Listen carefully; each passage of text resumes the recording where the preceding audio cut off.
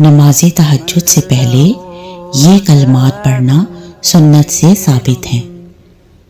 اللہ اکبر 10 مرتبہ، الحمدللہ 10 مرتبہ، سبحان اللہ 10 مرتبہ، لا الہ الا اللہ 10 مرتبہ، استغفر اللہ 10 مرتبہ۔ سبحان الملك القدوس اللهم اغفر لي واهدني وارزقني وعافني۔ اللہ مجھے بخش دے، مجھے ہدایت دے، مجھے رزق عنایت فرما اور مجھے عافیت عطا فرما۔ اللهم إني أعوذ بك من ضيق الدنيا وضيق يوم القيامة۔ میں دنیا کی تنگی اور قیامت کی دن کی تنگی سے آپ کی پناہ میں آتی ہوں۔ ان اذکار کے بعد اللہ کے رسول صلی اللہ علیہ وآلہ وسلم وضو کرتے اور پھر نماز ادا کرتے۔ جب آنکھ کھلے تو بستر پر لیٹے لیٹے ہی پڑھ لیں۔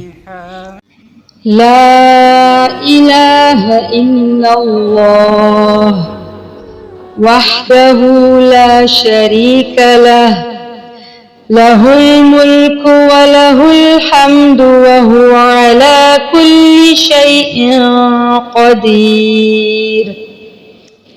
الحمد لله وسبحان الله ولا إله إلا الله والله أكبر ولا حول ولا قوة إلا بالله اللهم اغفر لي۔ اللہ کے سوا کوئی معبود نہیں، وہ اکیلا ہے، اس کا کوئی شریک نہیں، اس کی بادشاہت ہے اور اسی کے لیے تمام تعریف ہے اور وہ ہر چیز پر قادر ہے۔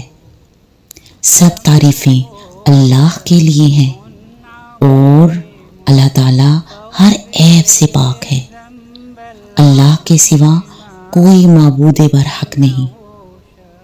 اللہ سب سے بڑا ہے اور اللہ کی توفیق کے بغیر گناہ چھوڑنے کی طاقت اور نیکی کرنے کی قوت نہیں ہے۔ اے اللہ مجھے بخش دے۔ یا اس کے علاوہ کوئی اور دعا بھی آپ مانگ سکتے ہیں۔ یا جب آنکھ کھلے تو بستر پر ہی اٹھتے ہوئے پڑھنا شروع کر دیں۔ جب اللہ کا ذکر کرتے ہیں تو سستی دور ہو جاتی ہے۔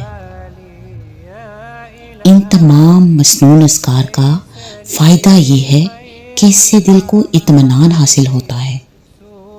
جو اذکار اللہ کے رسول صلی اللہ علیہ وآلہ وسلم کی ہیں ان کو اسی وقت پر کرنا جس وقت نبی صلی اللہ علیہ وآلہ وسلم نے ان کو پڑھا تھا، تو اس سے دل کو وہ خاص اطمینان حاصل ہوتا ہے جو ہماری روٹین کے اذکار سے اتنا نہیں ملتا۔ وقت کے مطابق اور اپنی مرضی کے مطابق ذکر کرنے میں بہت فرق ہے۔